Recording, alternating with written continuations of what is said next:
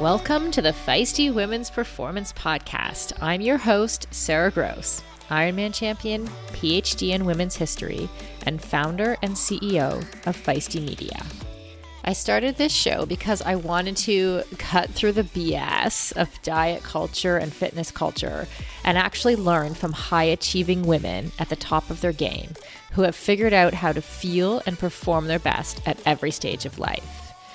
So I chat with experts, elite athletes, and leaders who have learned to succeed despite the massive gender data gap in exercise and medical science and product development. Every episode is filled with information, advice, and anecdotes that will help you fulfill your potential as an athlete, mom, leader, or business owner. And listen up. If you don't subscribe to our Women's Performance newsletter, you are definitely missing out. It's totally free. So head over to womensperformance.com and subscribe now. That's womensperformance.com. This podcast is a production of Feisty Media.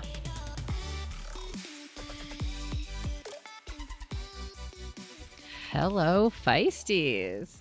I am recording this intro from Milwaukee, Wisconsin, home of the National Triathlon Championships and the Pro Triathletes Organization's U.S. Open, where basically all the best amateur and pro triathletes are competing this week.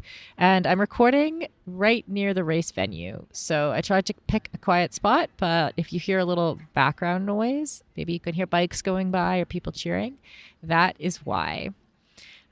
Big trip to Wisconsin for me this week. I also have a bonus day in Madison where I'll be taking in the final day of the CrossFit Games, which will be yesterday by the time this podcast drops. So if you want to catch that action, follow at feisty_media on Instagram.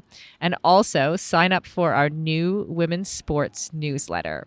It's called The Feist, and the very first one dropped last Monday.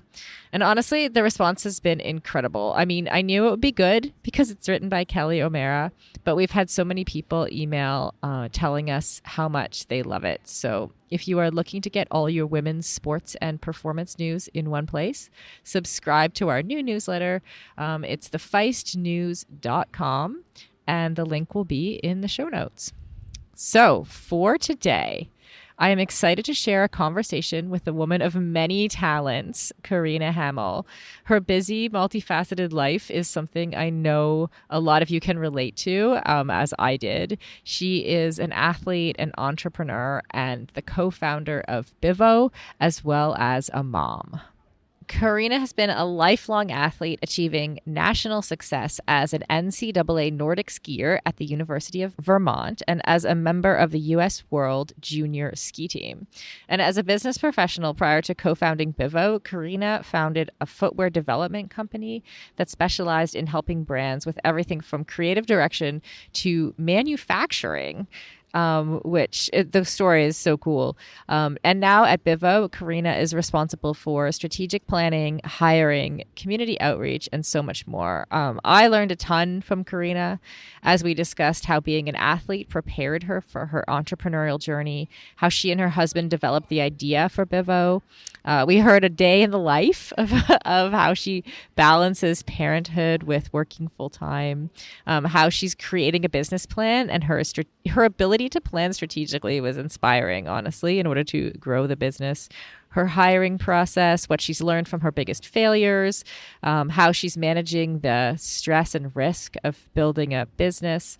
She gives us advice for folks who are wanting to turn their side hustle into a full-time gig, and what she does when she struggles with motivation or making tough decisions. There's definitely a ton packed into this interview. I learned a lot, and I know that you will too.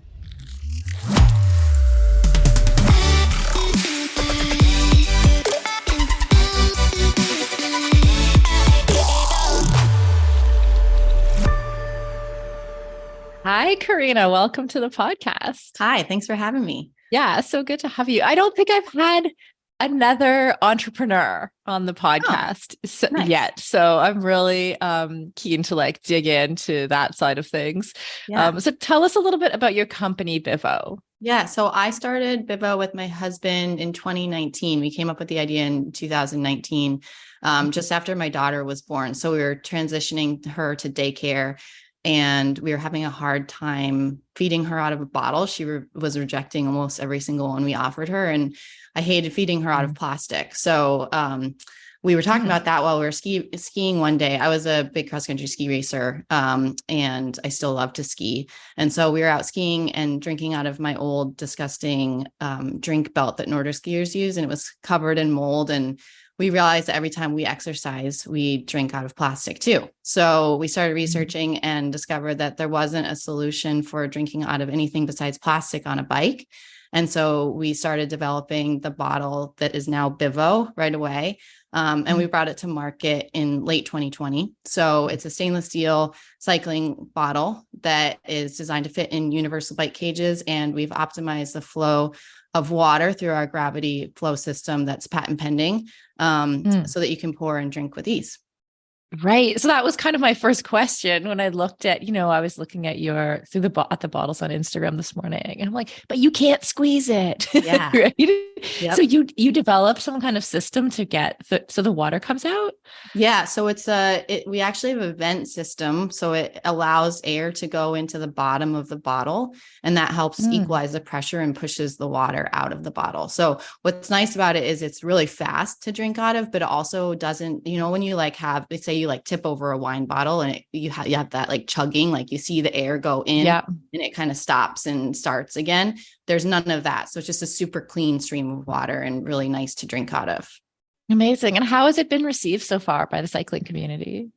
Great. It's been really good. I think when people are there's a couple hesitations. I think first is just it's different than what every other bottle out there is plastic. So I think there's a bit of a hurdle getting over that, that metal does belong on the bike. I would say that once people try it, they pretty much are converts because it is such a pleasant drinking experience. Plus it doesn't taste like plastic. I think that's something that people have gotten used to, is that taste. But now when you taste out of a Bivo, it's just clean and nice.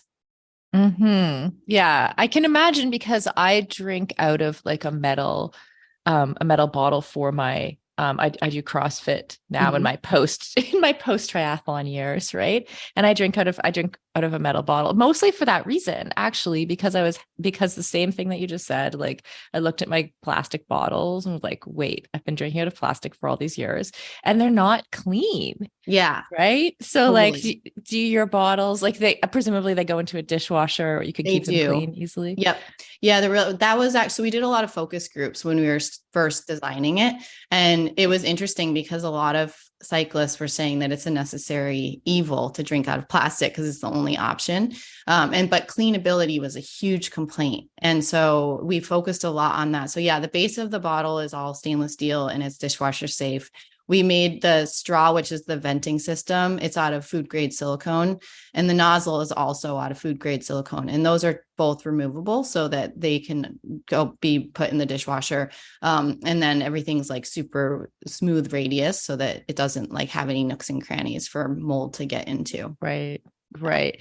And so you're describing this time, you have a 1-year-old, right? And you're deciding, which seems like kind of a crazy time to decide that you're going to start a business. You're like, okay, let's start a business. How did you get started? What were your first steps? Yeah. So I actually had started another company when I was in my late 20s. I had been a footwear product developer.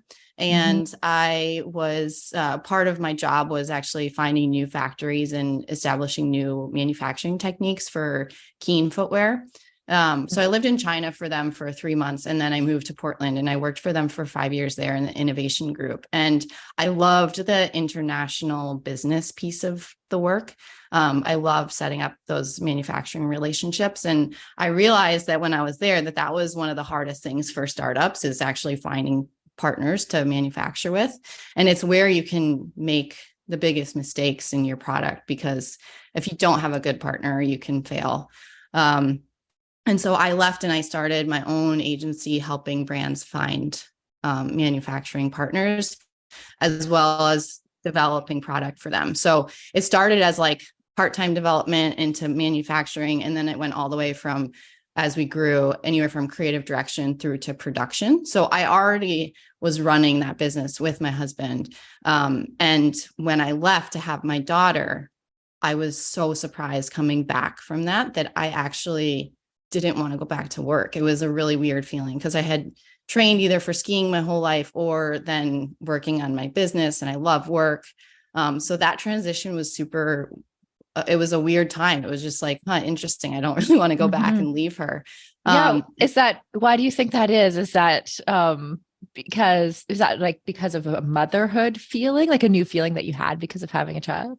I think so. Yeah. I think it just was like, I think everybody reacts differently to having children. Like I've had some people who say, I know I want to be a stay-at-home mom. And then they have a baby and they're like, no way, I'm going back to work, And so I think for me, I was always expecting that I would just go back to work and I would be happy to do that. But it was actually surprising to me how much I needed. Like, I just wanted something different to work on if I was going to spend time away from her. It just felt like a good transition time. So we actually set aside time when I was coming back to work, to actually focus on something different. And it was just like, I don't know if you've heard of the 80-20 rule that Google worked on, but it was like 80% of your time is on stuff that you are supposed to be working on. And then 20% of the time is just like for free, like work towards something, but you don't necessarily know what it's going to turn into. And that's exactly what I did. And it was amazing because it just freed up my mind. And that's when Bivo came about. Wow. So yeah, I was actually like determined to start a different business, which does feel like a very weird time. But I have talked to other mothers, and it is like, I've noticed that a lot of moms make pretty big transitions around the time that they have their children. And so I think it just, it was what I needed to do for myself. Totally. That's super interesting what you just said about you spending 20% of your time on something that you didn't know where it was going. Yeah. How do you even do that? Like, how do you, if you don't know where it's going, how do you decide what the steps are? Yeah. I think I like that freedom of just like researching and exploring. I've always kind of liked that period. So actually, when I was starting my first business, I would go to Powell's Books in Portland. That's where I lived at the time. And it's this awesome bookstore. I think it's the oldest independent bookstore in the country. And it's just awesome. So I would go there and I would just read business books. And I didn't really know what I was doing. When I quit my previous job, I didn't really know what I was going to be doing. I had like some sort of idea that I might want to start my own thing. But I would go and I would read these books and it would just like inspire me to think. And so I would do that the same after having my daughter. I would just kind of like do things that would make me think a little bit differently. And I think honestly, just allowing myself that freedom made me okay at it, because I was like, it's fine. This is what I know. I think something will come out of this. So if I do this, something good will happen. So I just gave myself that freedom. So I think a lot of times it's about giving yourself permission to do something a little bit different. And then tell me, how did it evolve? How did you continue to make this your main focus? Well, because I think a lot of people feel like pressure for money and stuff like that. Like, how did you get past that hurdle? Yeah, I think because I had my previous business, I was comfortable with the risk. Honestly, I think if I hadn't had done that previously, it would have been a lot harder. So I was 28 when I started my previous business, and I hadn't even met my husband yet. I didn't have children. I had no house. Like I had no responsibility. So I kind of like set myself up saying, my sister had just had a baby in Montreal. And so I was like, well, worst case, she needs a nanny. If I like start running out of money, I'll go and work for my sister. So I think like sometimes you just have to set up like, okay, even if the worst case happens, like I'm going to still be okay. So that I think gave me the confidence in starting Bivo. Honestly, though, it is like, especially now having two kids, like that, the financial piece of it is definitely stressful. Yeah. Interesting. Is it full-time for you and your husband? Yeah, it's me and my husband, and then we have two full-time people working for us in Portland, or in Vermont, and then one full-time person still in Portland. Wow. So you're growing. Yeah. Yeah. Amazing. Do you think that, I know you were a college skier, am I right? Yeah. about that. Yeah. Do you think that there are things about being an athlete that have prepared you for the entrepreneurial journey? Definitely. Yeah. I think that every day you race, you have to put yourself out there. Like you go and you want to win, right? Like you start, you get on the starting line and you want to win. And sometimes you do, and sometimes you don't. And every day you just have to keep going. Like you wake up the next morning, you start training again. And I would say there's a lot of similarities in racing to running a business, in that like you're going to have days that are amazing and there's going to be days that are harder, but regardless, you just have, like, if you win a race, you still have to train the next day. And if you lose a race, you still have to train the next day. So I would say the same thing goes for business. But I definitely feel like I have transferred my competitive spirit of sport into business. Like now it's like all that energy, all that competitive energy goes into Bivo. That's so I say that, I find myself saying that same thing so often. Yeah. Because people often expect, or if I do happen to be doing a sport, like I said earlier, I do CrossFit, or sometimes I'll just show up and go for a ride with friends or something. People are expecting me to be more competitive, I guess, than I am at this stage in my life in a sports environment. And I always say, like, but I channel all of that energy into my business. That's so interesting to hear you say that as well. Do you still do sports? I do. Yeah. I exercise a lot less than I used to, just with the two kids. My son, Nolan, he's almost 2. And then my daughter, Svea, she just turned 5. So it's busy all the time. So my husband and I, we both are just starting to exercise a little bit more now that my son is sleeping better. We got 2 kids that don't sleep very well, so we often choose sleep over exercise. Right. Fair. Yeah. But no, I love to run and ride. I've gotten more into running again this summer. I think, like, recovery from having my son, I rode bikes more last summer, and this summer I've been able to run a little bit more. And then in the winter, we moved back to Vermont specifically because we wanted to be in snow again. So in the winter, I try to get out cross country skiing as much as I can. Yeah. How do you let yourself do that, if that makes sense? So, like, let's say on any given day, you're like, oh, it would be nice to go out for a couple hours for a ski or for a ride, because those are things that take a little bit more time, say, than a run or a quick, weights workout or something. Yeah. Do you like, how do you mentally tell yourself or allow yourself to do that?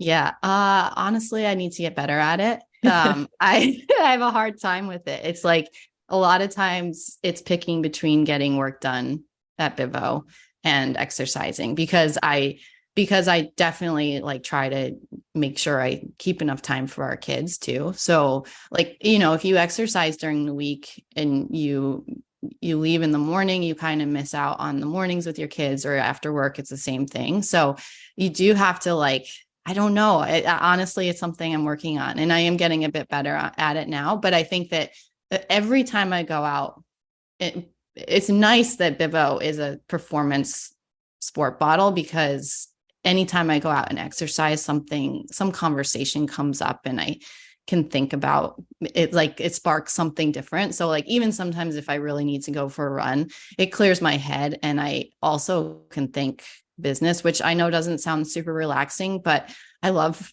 business. So, like, I actually really love thinking about it. And so sometimes it's just like a really great way to clear my head and just think a little bit differently about a problem that I'm faced with. Yeah. Yeah. I'm totally the same. Or sometimes from sport, I learned to put everything into performance, right? So it's like even eating and napping and, like, taking those breaks or spending time with friends, in a way you can say, okay, that's going to help my performance in the race ultimately, or whatever. And I think for me anyway, it's like the same with business. It's like, actually my time away is helping what I'll be able to put in later, and that's something I feel like I learned from sports as well, like how to make something all encompassing and yet have balance at the same time. Yeah. I'm curious about your schedule. I have one daughter who's now 12. So I'm starting to get to that point where my schedule is getting a little bit easier. She takes the bus home from school, but I remember, like, the younger years. What does your schedule look like, on the day-to-day basis? Yeah. So during the school year, so my daughter was going into kindergarten. She was in preschool this year. So she would get dropped off at 8:30. And then school goes until 4:30. So typically my husband drops her off with my son. They actually have the same drop off, which we got super lucky with. So yeah, so my husband would drop them off at 8:30 and get to work by like 8:50, 9:00. And then I would leave at 4 to pick them up at 4:30. And so then like it's a mad dash basically till bed at 8 p.m. And then my husband, I just relax. And so, yeah, it basically starts, my son wakes up around anywhere from 5:15 to 6:30 typically, and then get ready for the day and, get them off and then get back to work and do. Yeah. So basically that's what's interesting about, it's a bit different in Canada, I think, than in the US, but, the full-time childcare in the state of Vermont is pretty tough to find. And so I think our system really isn't set up for working parents. Like it's really hard. I mean, if we had a boss to report to, our schedule would actually really not work that well. Like we'd have to talk about working after the kids go to sleep or something like that. And so I think that's a challenge that our society in general is needing to, I think, overcome, in particular, to have more women in the workforce, and see fewer women leave, I guess, when their children are born, and then also just get themselves into C-suite positions. So it's just yeah, it's a hard thing that unfortunately is not addressed enough, I think. And so hopefully we can make some headway there. Yeah, I totally agree. And I think it is kind of the same here in Canada with the childcare situation. It's hard to find childcare. And then we still obviously have the same cultural expectation that women are doing the lion's share of the work, although that is shifting and changing. And so I'm very inspired by seeing that change, but still, you're right. It does take a little bit more energy, to kind of push back and say, no, my work is just as important as someone else's. And because we want to spend time with our kids too. Yes, right? Exactly. Yeah, it is. I find this tug. I actually, in Portland, when our daughter was born, our business was a little bit more, it was more established. It was 8 years old or so. And so we felt like we could it was easier to take time to go pick her up early from daycare. And that freedom was really nice. And now we feel a little bit more pressed, just growing Bivo and trying to make it work. And so we have to work a little bit more than what we did when my daughter was born. Building muscle can be tough, and gains can be so slow, even for those of us who do a lot of strength training. As an ex-endurance athlete who is now in perimenopause, I know this all too well. It can be frustrating to put in the time in the gym and not see the results I'm looking for. That's why it's super important to take the right supplements at the right time. One of those supplements is essential amino acids, which are needed to trigger muscle protein synthesis. Muscle protein synthesis happens when you eat high-quality protein, like eggs or whey. And by supplementing with additional essential amino acids, you can make sure you are getting the full benefit of your training sessions. Targeted essential amino acid formulas can be up to 4 times more effective than just eating protein. I've been taking amino acids for almost a year, and in combination with eating quality protein and a couple other supplements, I have managed to turn the tides on age-related muscle loss, which starts at 30 for women, by the way, and I have continued to make strength gains as I head towards 50. AminoCo has been a long-time sponsor of Feisty Media and has supported all of our brands and podcasts over the years. I recommend starting with AminoCo Perform, and you can grab some at aminoco.com/performance. If you enter the code PERFORMANCE, you will save 30% and receive a free gift if it is your first purchase. Give it a try and let me know how it goes. That's aminoco.com/performance and use the code PERFORMANCE to save 30%.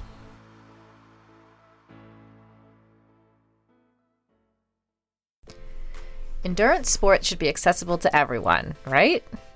That's why we are so excited to be partnering with Motive. Motive is one of the fastest growing training apps in the world today, with thousands of amateur athletes signing up every month and a nearly perfect 4.9 star rating in the App Store. You are not a template, and your training plan should not be either. Prepare for running races, triathlons, cycling events, duathlons, or swim runs, however your season schedule shapes up, and get training written by some of the best coaches in the world in each discipline who know what it takes to help amateur athletes reach their goal on race day. The app takes the training written by those experts and then creates the most optimal training plan for your schedule, abilities, and goals. Plus, the training is fully customized to your race schedule, how much you can train each week, your current abilities, and the goals you want to achieve in your race. You can use the app for free as long as you want, or get all the upgraded features from the app for just $19.99 a month. But as a Feisty listener, you can sign up at mymotive.com and use the code Feisty for 2 months of full premium access. That's right, you get 2 months of premium for free. So you quite literally have nothing to lose. So head over to mymotive.com, mymotiv.com, and use the code Feisty, Feisty. And on a personal note, I know the founder of Motive, and he is driven to make triathlon and all endurance sports more accessible for the athletes who care about their performance, but who aren't quite ready for a full-time personal coach. If that sounds like you, definitely try the app for 2 months for free. You literally have nothing to lose.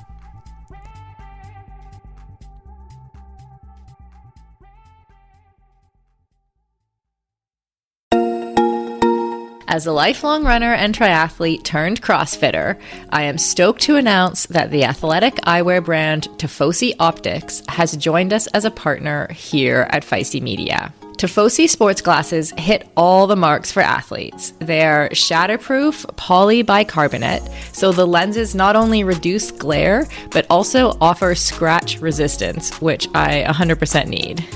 They stay in place when you are moving. The hydrophilic rubber nose pads actually get more grippy the more you sweat, so they are secure and don't slide down your face even when you're running in hot conditions.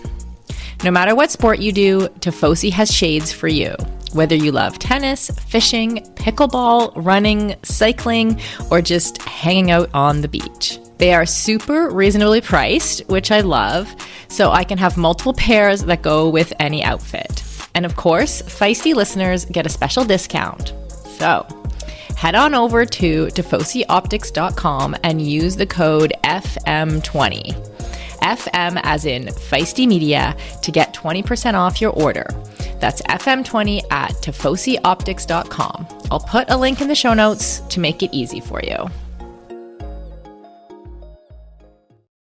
I'm curious too about this process of how you get from it just being yourself and your husband to, I went through this myself to like the first employees or the first contractor, because those things are risks too, like deciding how much you pay yourself when you start making money versus how much you pay other people. So how did you navigate those kind of, when you first started to make a little money and say, hey, should I pay myself? Should I pay someone else? How did you navigate that? Yeah. So we hired our first employee before, this kind of sounds weird, but before we even had the idea of Bivo. So we were running our footwear development agency, and we had dabbled in projects previously that we were looking to like either sell a concept to another brand or start our own thing. And what we found was that we would get busy with client work, and then that project, that like our pet project, was kind of, it would go to the side and we wouldn't really finish it. And so that was one of the things when we had set a time, like done the 80-20 thing, and set aside time to focus on something new. One of the things we actually did was we hired an intern from the University of Oregon, and we had put his work was like actually doing some research we started looking at the apparel industry and apparel for Nordic skiing. And we just knew that there's actually a pretty big opportunity there, but Nordic skiing is so small. We were like, this just isn't a viable business right now. So we had him researching some of that. And then when we came up with the idea of Bivo, he's the one that did like all the focus groups and the customer surveys and a lot of the market research. And even helped us like put together the business plan. So it was kind of an interesting way to start because we had our first employee before we even started. Yeah. But that really worked because I think, again, like we just were always busy with footwear, that if we hadn't have had somebody helping push us to keep, like, we were accountable to him, you know? And I think that I found that previously with other employees too. It just feels like when you have employees, you become accountable to them because you have a responsibility for their job, as well as just making sure that you like respect the work that they're doing. So I think that was a unique way to start, but it was definitely a great way for us. And then we built out projections for how many bottles we thought we could sell. And we created a pretty good business plan, projecting out when we would need to create hires. And those have actually stayed pretty true to what we expected in terms of when we hired them, but the role was different than we expected.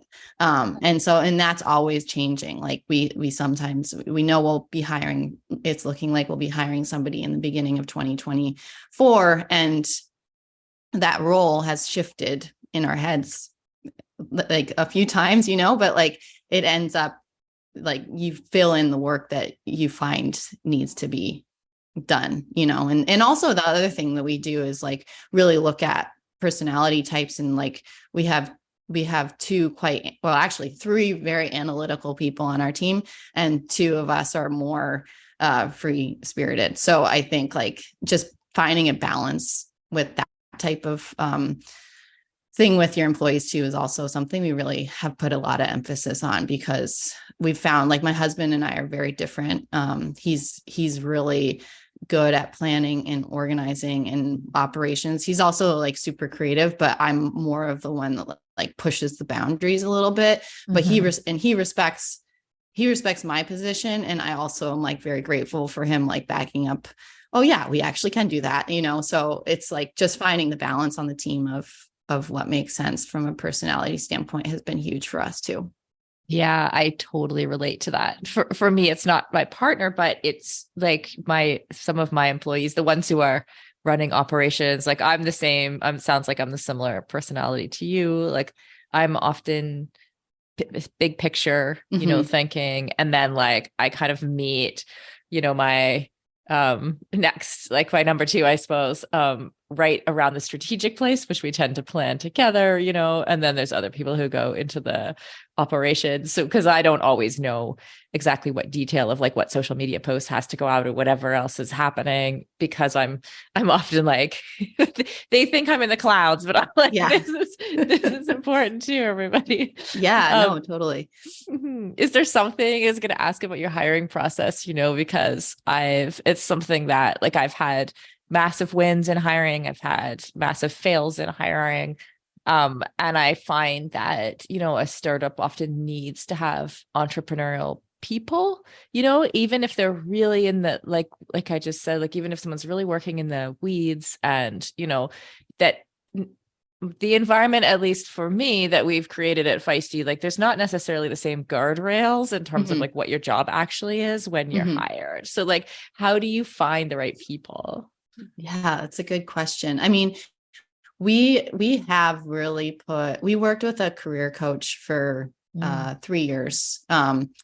And this guy, Mark Hohensberg, and he's amazing. But he really helped us look at how important it is to consider your personality type, and how people react to different scenarios. So I think like really identifying the role and understanding the personality for the startup position, in that position, I guess, has been really huge for us. And actually, we've really improved on hiring since, like through working with Mark and just analyzing, like really being able to understand how somebody else thinks. And we've actually started having people take this assessment before we hire them, called As I See Myself. And it really just helps show like how your brain would react to different scenarios and like what's the right position for the person.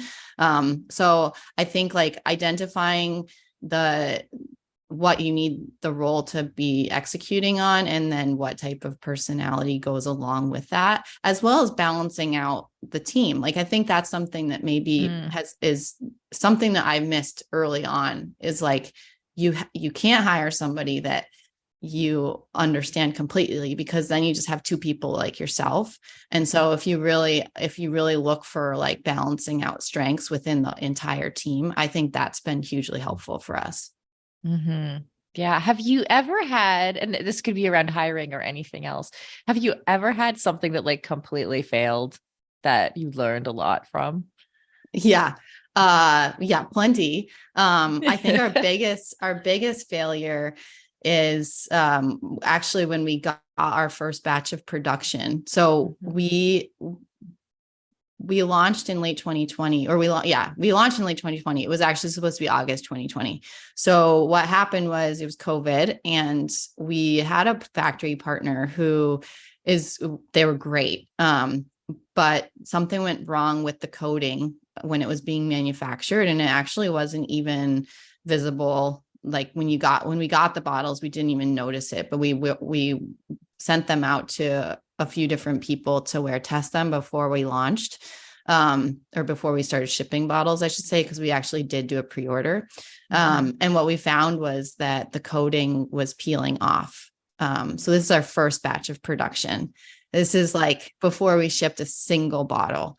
And how many bottles did you have at this point? I can't remember how many, maybe like 3,000 we ordered. Okay. That's a fair number. Yeah. Yeah. No, I mean, it was quite devastating. It was really, it was brutal. So we found out, luckily, before we shipped anything. We did do a pre-order, but so we had to email all the customers and say, like, we found a problem with the bottles and we don't feel confident with the quality. And so we're going to delay shipping.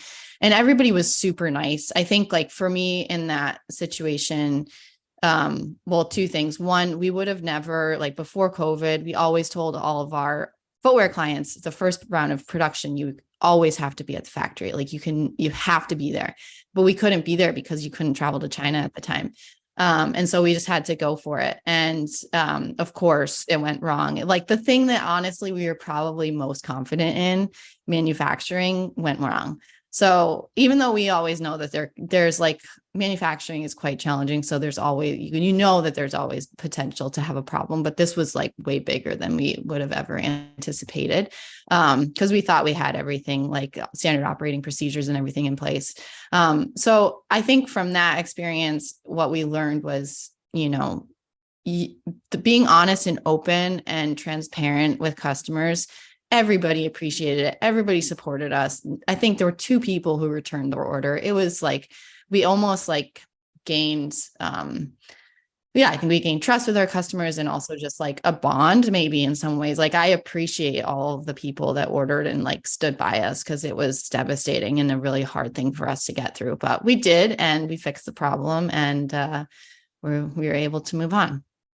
Well, have you ever, I was thinking about, you mentioned risk earlier, and you clearly have some pretty high risk tolerance, having started a couple businesses, but, has there ever been a moment where you've risked a lot and you're not sure if it's going to work out, and then and then it does? Yeah. I mean, honestly, I kind of think of that sometimes now, even like we're in the early stages of Bivo, and it's going well, like we're growing and people are happy with our product. But I think just like having, our kids and we invested a lot of our own money. We only have done a small friends and family round. And so it is very scary. Like, that is something that we feel every single day.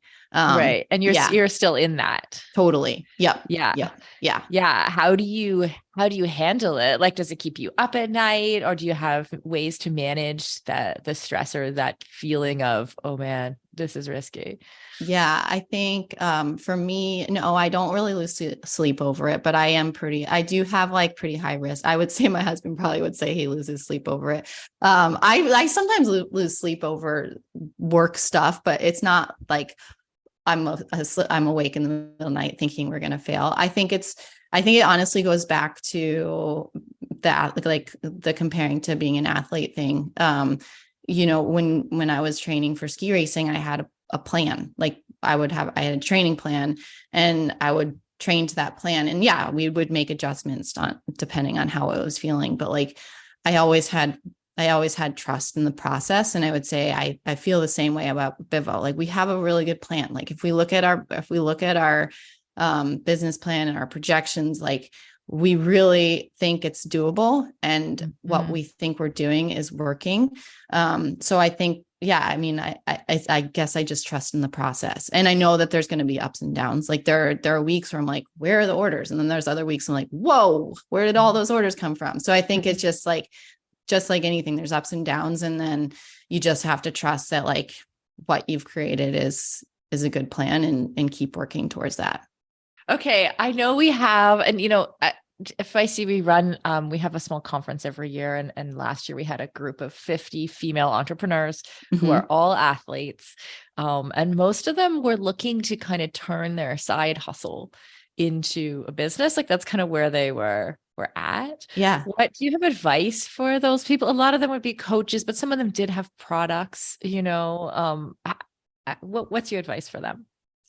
I say just go all in. Like, I think you can't dabble. I think that's so actually when I quit ski racing, I really had no idea what I wanted to do. Like I was a cross country ski racer. That's what I was. Like my entire, like every time, my sister's a mathematician. So when friends, like family friends would talk about my sister, they'd say she's a mathematician. When they talk about me, I was a ski racer. And that's what I was my whole life. And so I was just like, well, what am I next? So that transition was hard to figure out what I could like possibly work for 40 hours a week towards. Like that, like 40 hours a week felt like a lot of hours for a job, And so, but when I got the opportunity to work for Rofu, the parent company of Keen, I moved over to China. And I started working in the factories. I was just learning and working, and it was like 80 hours a week. But I loved it. I thought it was so cool, and I was just soaking it all in. And I think what happened was I dove in. Like I moved to China to do it, And so I think that's making that jump of like going. I understand like you can't always do it as a full-time position because there's financial implications, of course, but like mentally diving in instead of like a toe in the water. I think that's I think that's something that makes a huge difference, is like, just go for it. Just go all in. Mm-hmm. Yeah. There's a couple things I'm hearing there, because the financial piece can be almost answered to, if you will, by the planning. Yes. Like, it sounds like you have a really good strategy around creating a business plan, and then being able to potentially see it coming. Like, okay, maybe if I do these things, I'll be able to be full-time in my business at this time. I'm actually quite impressed by what you said earlier about how your projections and your hiring has sort of come true in terms of the stages. And the timing of it. Like, how did you create such a precise business plan that you have so much trust in? Yeah.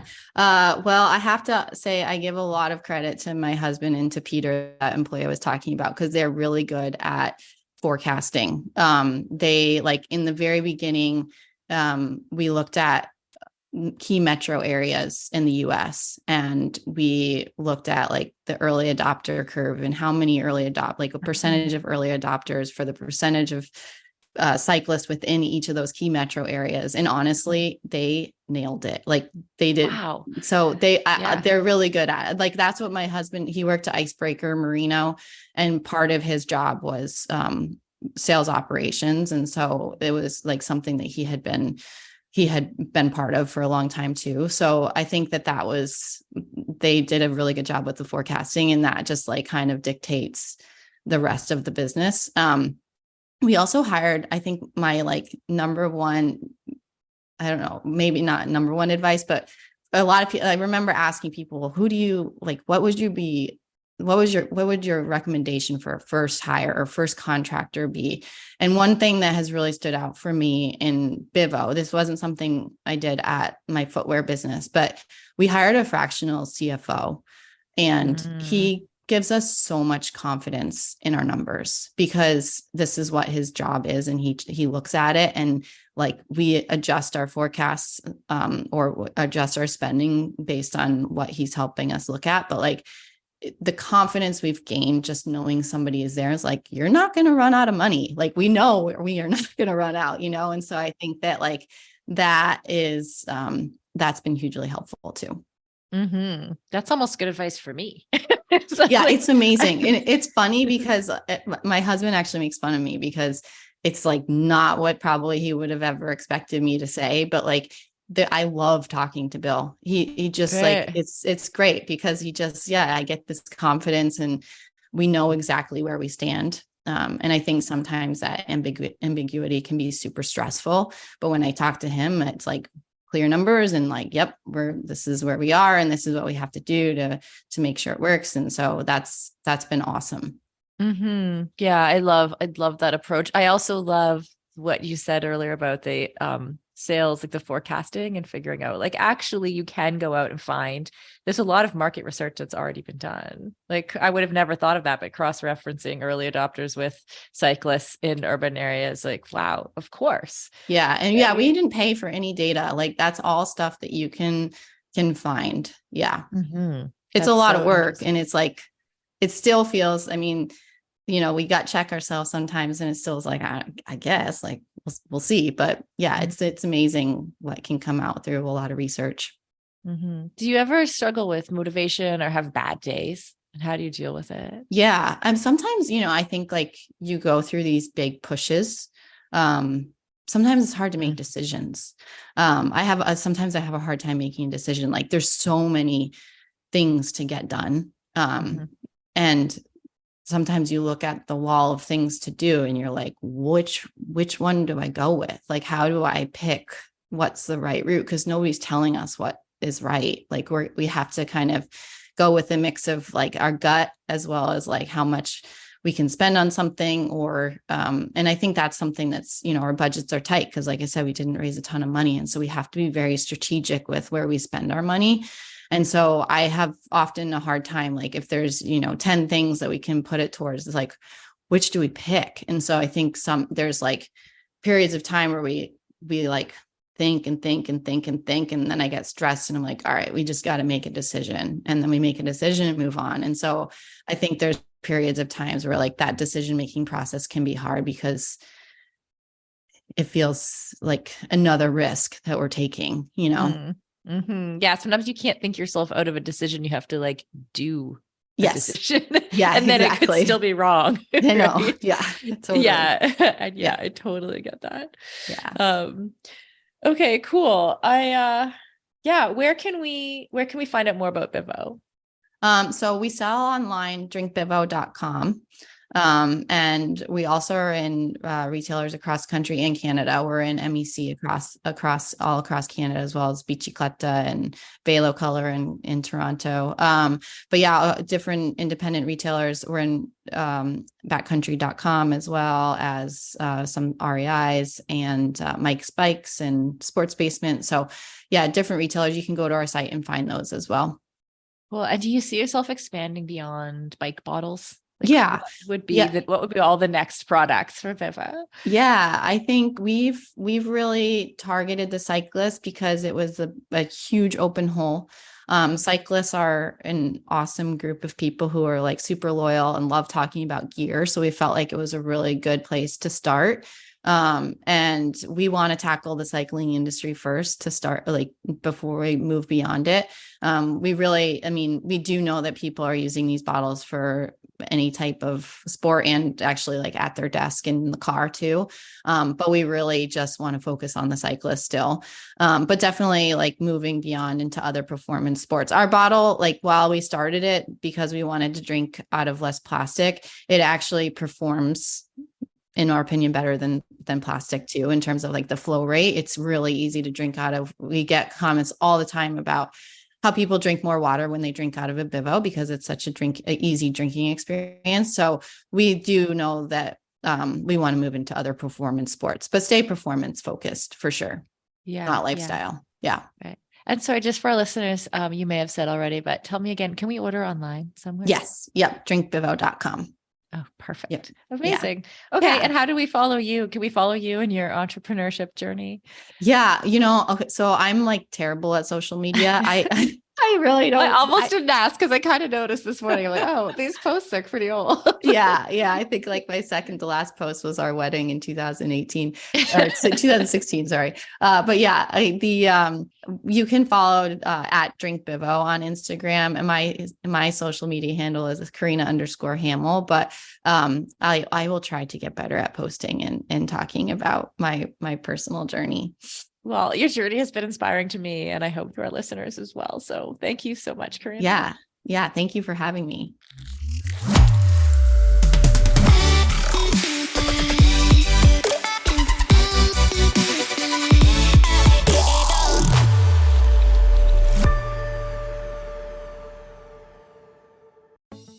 For decades, running shoes have been researched, tested, and designed for men. Brands have relied on the shrink it and pink it approach to sell male shoes to female customers. That's why we are so excited to be working with Hedas. Hedas designs athletic footwear for women that elevates performance, safety, and style. Hedas unlocks the science behind women's biomechanics through dedicated research, creates better shoes for women that support their longevity and performance, and establishes new design standards to promote transparency in a male-biased industry. Hedas have a lower ankle collar to reduce rubbing, a breathable mesh toe box to allow for ventilation and to allow for female toe shape, a special kind of plate in the midsole to keep tired legs going, a narrow heel cup to reduce heel slippage and take the pressure off our Achilles, and a rounded instep to create a snug fit. Hedas has 3 shoe models designed for different sessions: the Alma Cruise for long runs, the Alma Tempo for training days, and the Alma Speed for pushing the pace. I've personally been running in the Alma Cruise and I love them. It's the shoe I always wanted and never knew I needed. The fit is perfect in every way. You can get your own pair of Hedas at hedas.com and use the code Feisty20 for 20% off. That's Feisty20 at hedas.com, and it will all be in the show notes. As we head into summer, rest and recovery are critical for improving sports performance, reducing stress, and living a long and healthy life. We should all invest in better sleep. So, think about the thing you lay your head on for 8 hours a night. If it's not exactly right for you, it can lead to needless tossing and turning, or worse, have you waking up with an unrelenting kink in your neck. My new Lagoon pillow has helped me improve my sleep immensely by pairing me with the performance pillow that has everything I need. So I personally was matched with the Otter pillow. Shout out to Team Otter, which I love because it has a gentle cooling effect. And I was able to choose how much stuffing I wanted in it, which is super important to me because I'm doing a decent amount of CrossFit these days and my shoulders are kind of creaky. So having a pillow that is stuffed just to the right height keeps my neck and head in exactly the right position and comfortable for the entire night. And as of fall 2023, Lagoon launched their 100% mulberry silk pillowcases. It's cool to the touch, buttery soft, and great for your skin and hair. You've got to go check out this pillowcase if you want to feel great and look great every morning. Waking up for morning workouts has never felt better. I'm refreshed and pain-free thanks to my Lagoon pillow. To check it out for yourself, go to lagoonsleep.com/performance and take the 2-minute sleep quiz to find your perfect pillow match. And then use the code PERFORMANCE for 15% off your first purchase. That's code PERFORMANCE at lagoonsleep.com/performance, whole 15% off, and the link is in the show notes. You can just click through there.